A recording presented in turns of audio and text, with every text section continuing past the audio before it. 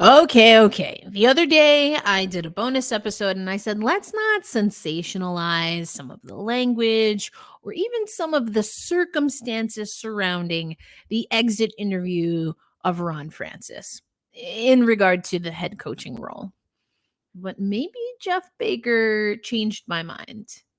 I'm going to discuss on today's episode, bonus episode of Locked On Kraken.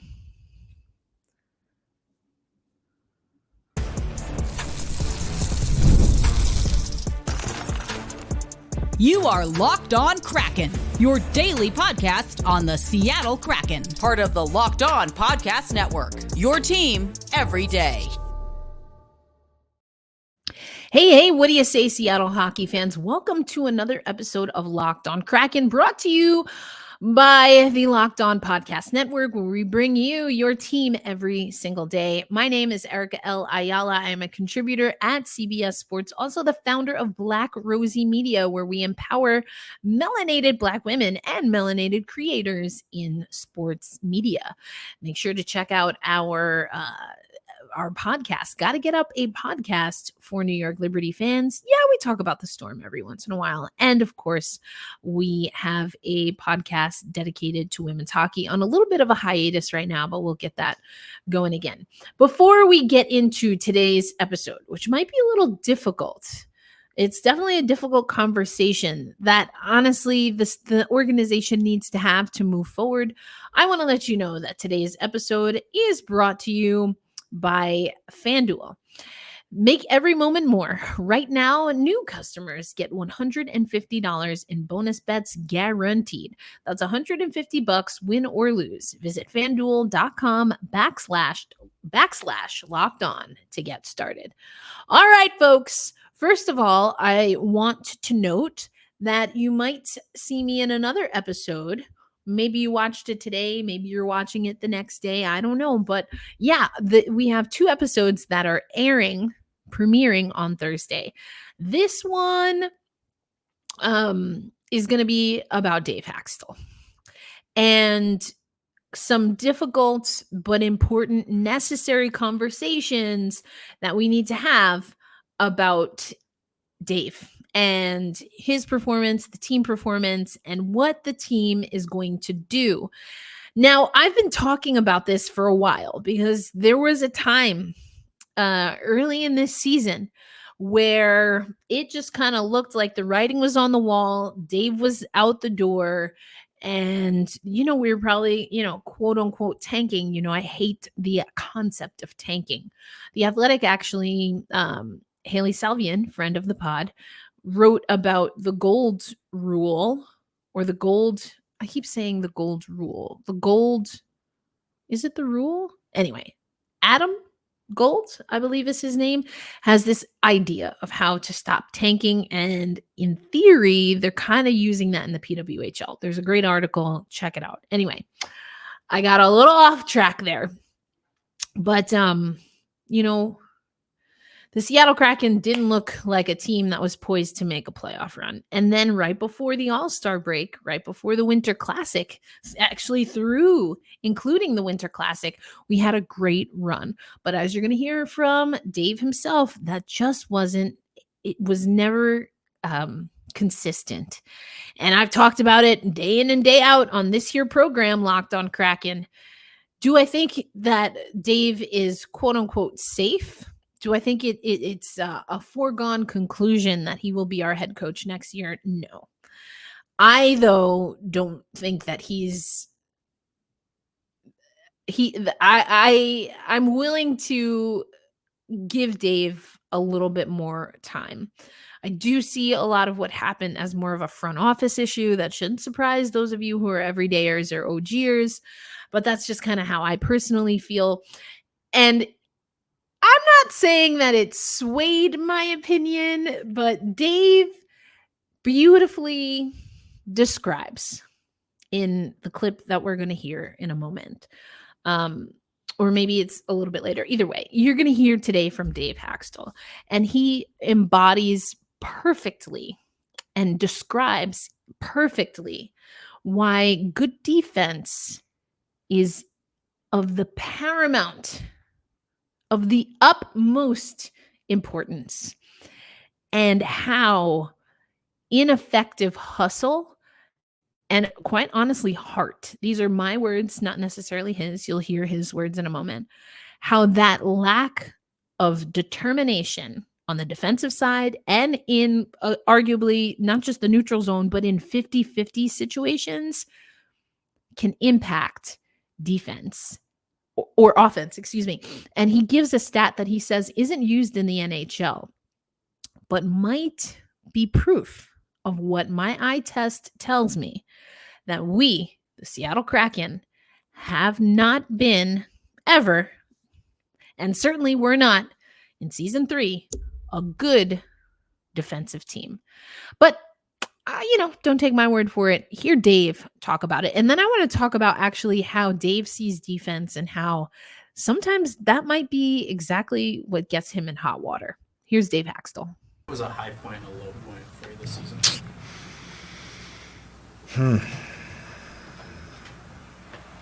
I haven't thought of that yet.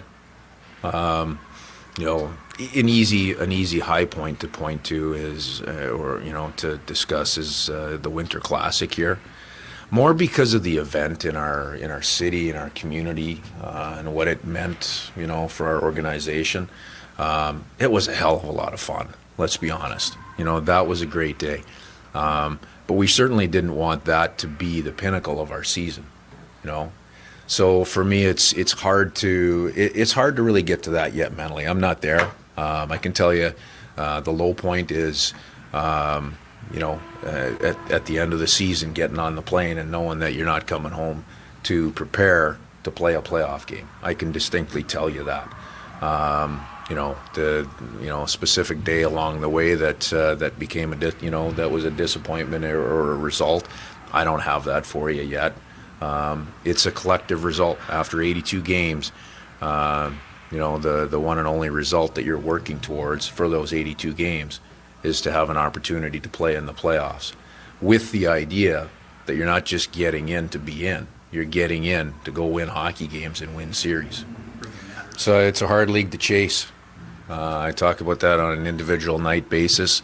It's hard, if you're down a goal or two early, it's hard to chase games. If you look statistically, it's difficult to win games that way. No different to do that when you start a season. And that was, if you look at some of the stretches, some of the positive stretches, the difficult stretches that we had. The first one that I look to is, starting the year 1-4-1. You're immediately playing catch up from there, and maybe that doesn't sound like a lot, and certainly that's not insurmountable. By Thanksgiving, we had gotten ourselves back to 500, but it's a difficult league to chase a season when you have a start like that puts you behind from the very start. Well, it's not all schematically and it's not all personnel. It's a combination of the two. And some of it's connected to your play defensively. A lot of it actually is connected to your play defensively. So, when I look at scoring, or when I look at a drop-off in scoring, there's a couple of things that come to mind. Sometimes you have to find different ways to win, which we were able to do at different times through the year. We were able to be on some great stretches. We went 13 games without losing. So for a team that can't score, we must be doing something right during that stretch. The consistency to sustain that through the 82-game schedule, obviously we didn't do that. But when I look at scoring, specifically our 5-on-5 scoring dropped off in a couple of areas, in a couple of very specific areas. Scoring off the rush was down. We're 20-some-odd goals down there. Scoring off of quick strike areas, and that's not an NHL stat, quick strike, but that's off the forecheck, that's off your reload, that's off of tracking the puck and turning it over quickly and being able to create offense quickly. We were down in that area, so it's not just a confidence offensively. That's a defensive piece as well. And a consistent 5-man defensive piece that creates and generates quick strike offense on the going the other direction, whether it's off your forecheck or off, as I said, off your reload. So there's some areas that we have to become more connected in. That's very apparent. And those are things that, like I said, these are areas, and this is day one of, making sure we're working at the combination of two things, the system piece, as well as, it's not just personnel, it's chemistry amongst personnel, it's roles amongst personnel. When you combine roles and, empowerment in roles and acceptance in roles, you combine chemistry amongst players, you combine that with depth, you can overcome a lot of different challenges, which you have to do during the NHL season. You have to be able to overcome tough stretches where you're not feeling great offensive. You have to be able to overcome stretches where your injuries, start to stack up a little bit. That's part of the NHL season. You have to overcome stretches of the schedule that look a little bit unfair, because everybody has parts, and stretches during a schedule that don't make a lot of sense. So you have to overcome those imperfect days. And as I said, chemistry, roles, depth, all of those things lead to overcoming those challenges. A few interesting things there. First of all, yes, I feel vindicated because Dave Hakstol talking about things that he even said, it's not even an NHL stat yet. And how you're a quick strike, right? How you're able to get opportunities off the rush. And he talks about how those things are connected to what? To defense. That being said, Dave and me, I don't want to call it old school, but there are a lot of other things that I think the game overall, at any level really, but especially at the elite level, is taking into consideration.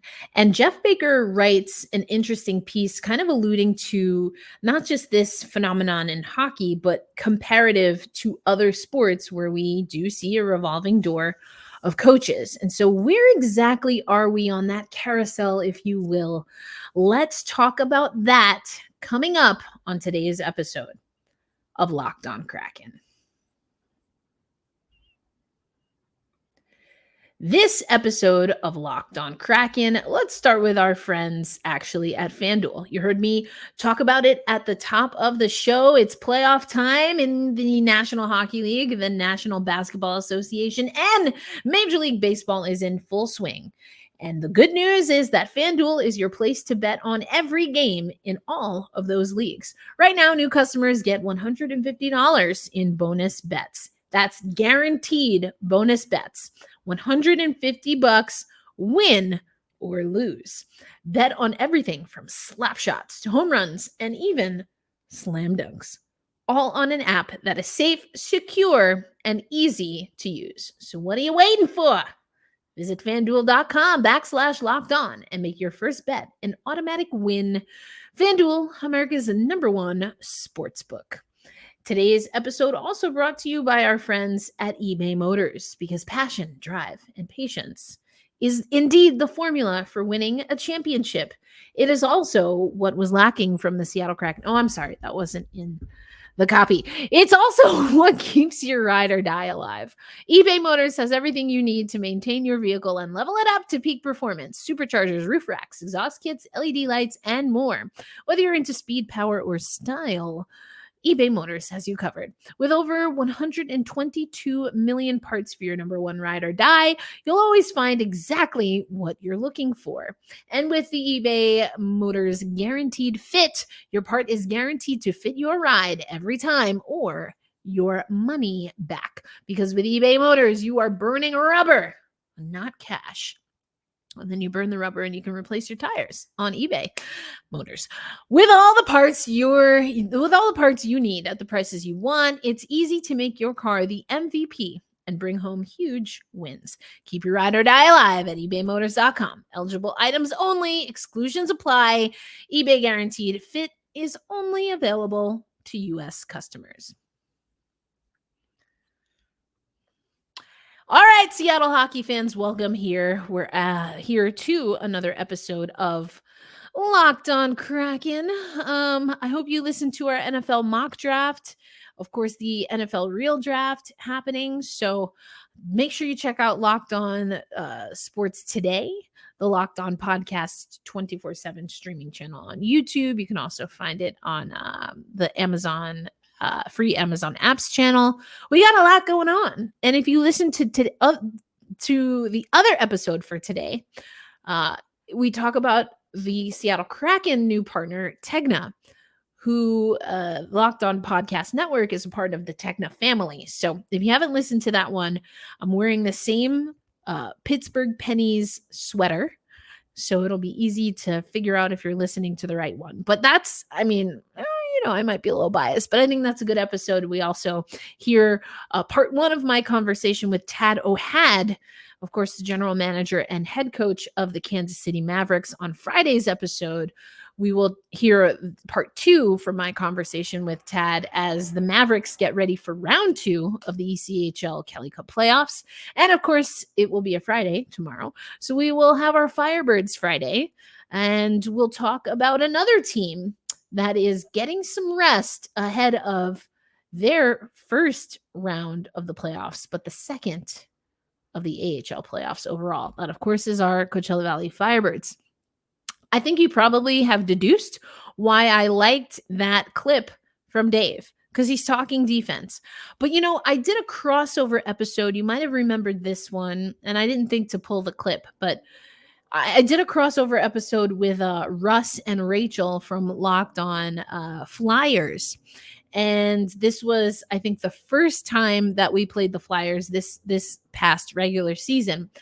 And we were talking about Matty Beniers and how his productivity is down, and how, a lot of people are saying, oh, well, if Matty has to focus on the faceoff, then how is that going to affect his offense? To which, of course, if you're an everyday or an OG, or I say, if you're a top centerman in the NHL and you can't win a faceoff, are you a top centerman in the NHL? But it was interesting to get Russ in particular. His take seemed to be, at least my perception of it, was that a little bit of that was Dave's folly in Philadelphia, that he did ask for a lot from his team and his players and in that system. Now, I'd have to look at that Flyers roster. They certainly were an expansion team roster, but what was the mix between veterans and young players? A lot of people don't like how Dave develops talent. I don't know that I agree with that, just from my eye test. And also, I don't know how much of that is Dave versus Ron versus, just kind of the system. So I'd want to look into that a little bit more. But to ask hockey players to play defense, I'm here for it. I'm sure you're not surprised, but that might not be winning over too many fans for Team Hack, as in to keep Dave Hakstol. And so I want to refer to an interesting article. It's entitled "Kraken GM Ron Francis Can't Afford Misstep on Dave Hakstol Decision." Now, again, I said this at the top of the show. I kind of went in. I thought it was a little ridiculous and salacious that people were using what Ron Francis said to make it like he was non-committal to Dave Hakstol, which, of course, I feel like we already knew he was non-committal. And honestly, I think most of us think that he should be non-committal. So when he kind of, I don't know, is non-committal, maybe it was more confirmation for everyone, but I don't know. Is he leaning into the process? Yeah, and I think that's a good thing. There were some things, though, that Jeff pointed out that I didn't immediately realize, including that he talks about in this article. Again, it's entitled "Kraken GM Ron Francis Can't Afford Misstep on Dave Hakstol Decision." He talks about how, though last year the two spoke together, and this year they had their quote unquote exit interviews separated. And later on in the episode, Jeff really talks about how that could be one of the signs, again, that Ron says we're going to read into, because that's what we do, But, he writes, Hakstol and Francis didn't sit together at Monday's news conference because of potentially awkward optics when the GM inevitably was asked to give his coach a vote of confidence, a vote he isn't ready to give. And, I think it's okay that Ron Francis isn't ready to give Dave Hakstol a vote of confidence. But I think here's another thing, and I even mentioned this. Another thing that Jeff Baker points out is technically they do this process, but the Kraken needed only 2 days to relieve goaltending coach Andrew Allen of his duties following their debut season 2 years ago, announcing it at a joint news conference held by Francis and Hakstol together.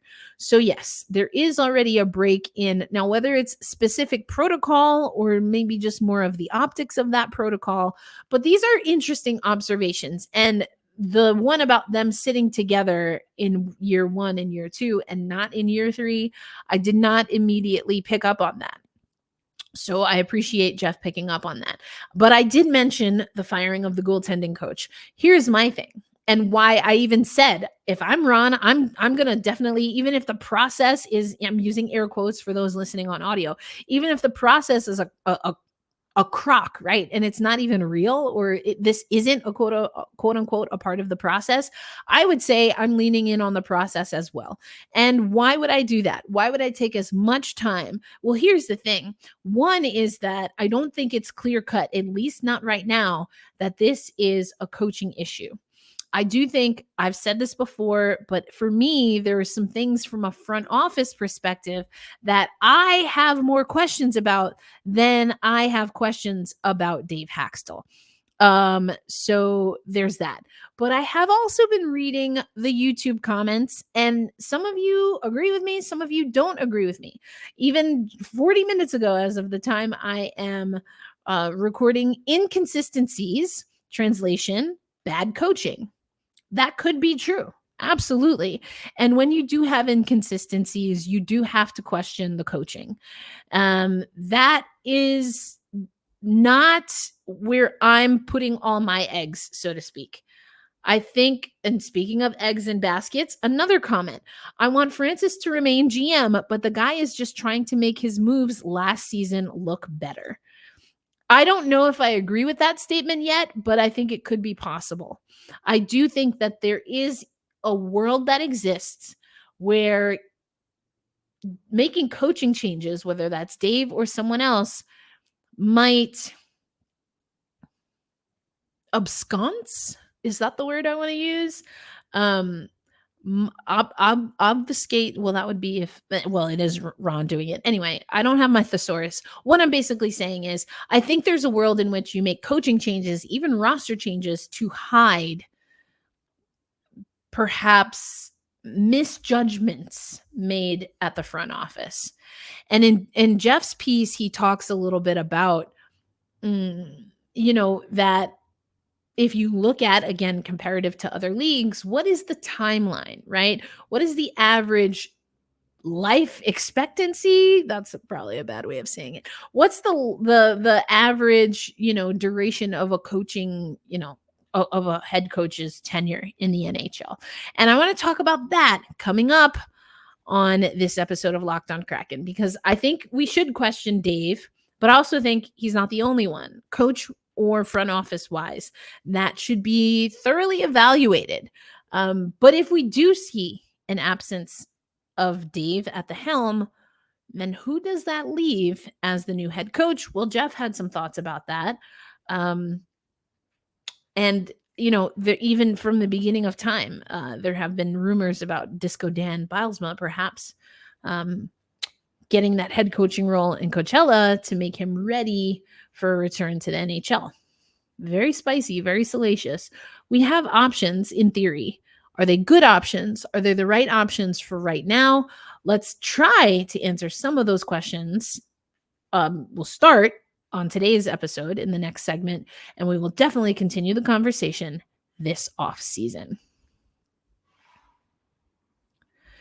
Today's episode of Locked On Kraken brought to you by our friends at Sleeper. It is well beyond the halfway point of the NHL season. In fact, we are in the playoffs, regardless of where we are in the standings, aka not at all in the playoffs. I want to remind you that you could win big by playing daily fantasy hockey on Sleeper, the official daily fantasy app of the Locked On NHL Network. Sleeper is our number one choice for daily fantasy sports, and especially daily fantasy hockey, because with Sleeper, you can win 100 times your cash in daily fantasy hockey contests. You can also use Sleeper to play daily fantasy hockey for the National Basketball Association, Major League Baseball, college football, and the National Football League. All you have to do is pick whether studs like Ovechkin, McKinnon, or McDavid will record more or less than their sleeper projections on things like goals, assists, saves, plus minus, and more in any given game.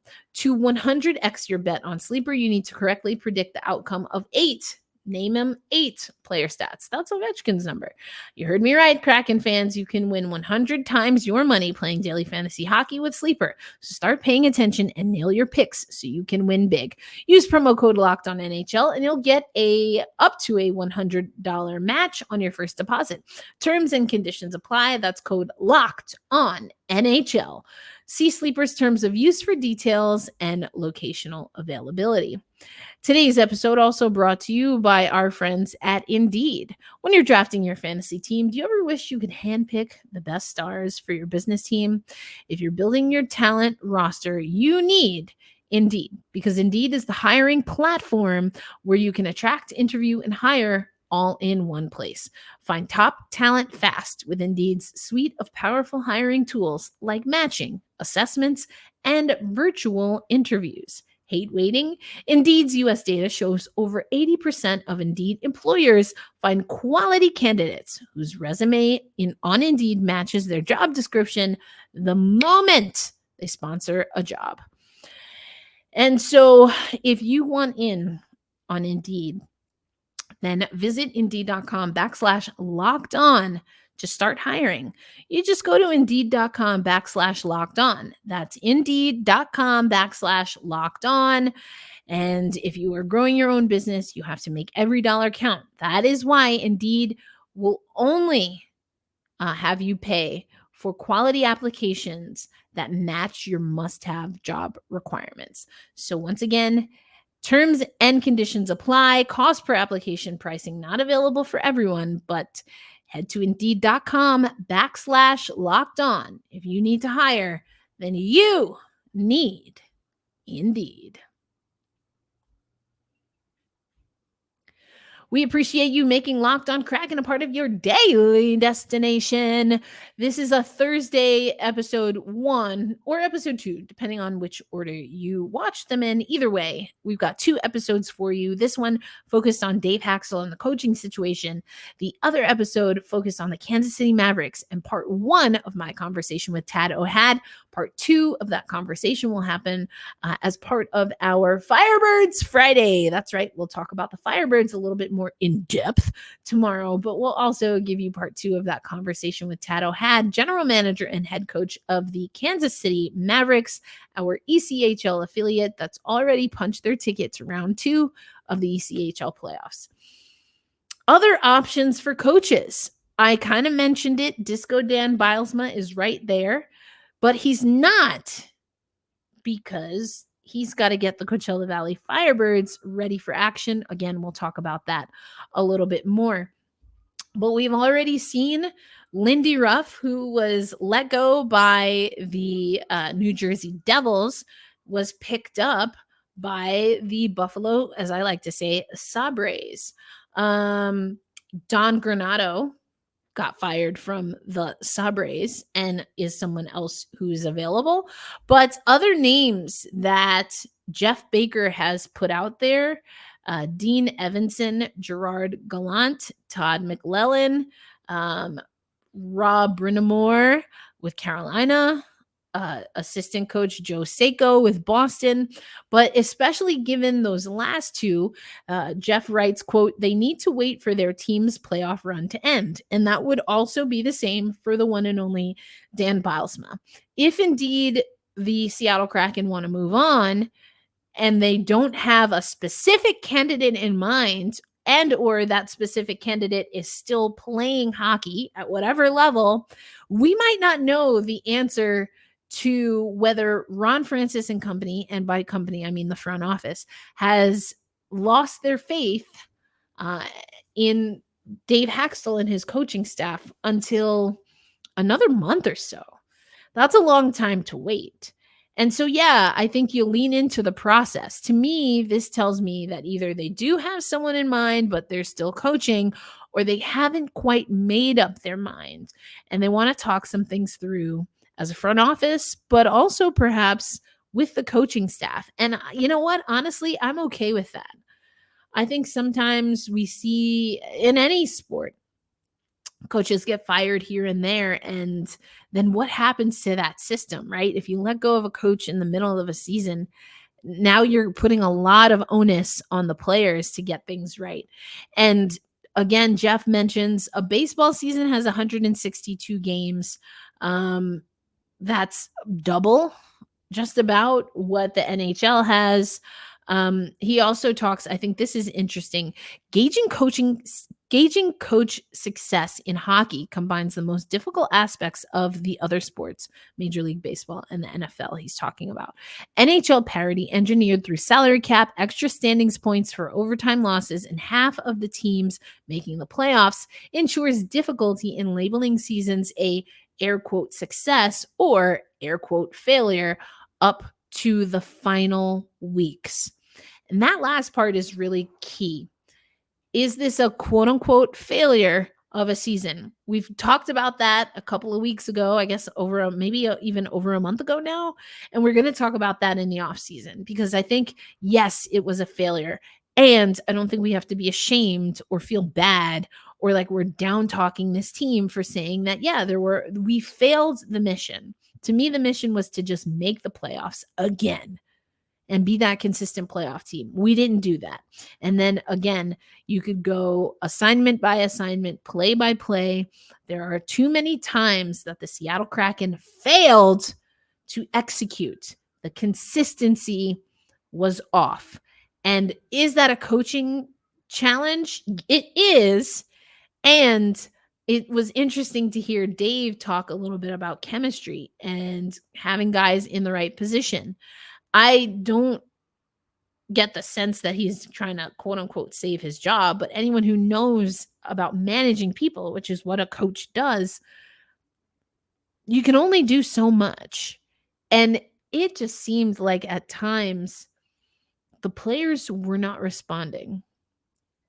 And I believe that it was because we don't have the right mix of players. Could it also be that we don't have the right coach for the players? It could be that. I'm not going to sit here and, cap. I'm not going to stand for Dave. But it's a little more complex for me. But question of the day, what do you think? Do you think the Seattle Kraken should get rid of Dave Hakstol? Are you ready to pull the plug? If so, who's our next coach? Let me know in the comments. In the YouTube comments, we'll talk about this. We're going to be talking about this for a while, likely. But I want to know what you think. And also, do you think how Dave and I think about defense? I know. You can comment on that if you want. But I think he made some really great points. And it's not lost on me that how Dave sees the game requires a little bit more patience, more discipline, and more work than perhaps some other systems. Does that mean he's wrong? I don't think so. Even if he's not the right fit for the Kraken, if that's what the Kraken decide, I don't think that means Dave is wrong. I do think that for me, I've said this a few times, I have more questions for the front office than I do for the coaching staff. But also my ongoing questions about the coaching and or the performance on the ice have to do with discipline and defensive effort. If you think you can get a guy or a person, doesn't have to be a man, if you think you can get a person that does a better job motivating this squad and you can keep it lean until you get that big fish in free agency, is that what Ron is going to do? I don't know. I guess it's possible. but you really have to make sure that either Dave was the issue or that the new person can fix the issue. Because like Jeff writes in his title, or someone wrote this, I don't know if it was Jeff exactly, the Kraken GM Ron Francis cannot afford misstep on the Dave Hakstol situation. That's our show, folks. Thanks for listening. If you did indeed listen to both these episodes on Thursday, I appreciate you.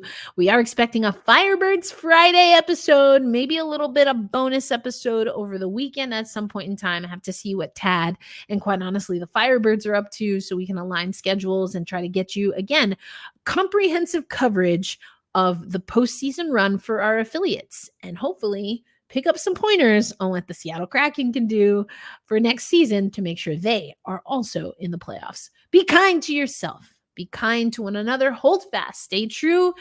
Let's go, Kraken. Let's get fired up. I forgot to ask Tad again about the calling. There is a little hashtag, so we'll get that for tomorrow's episode, the hashtag for the Mavericks. Until then, I'll catch you on the next episode. Peace out, everybody.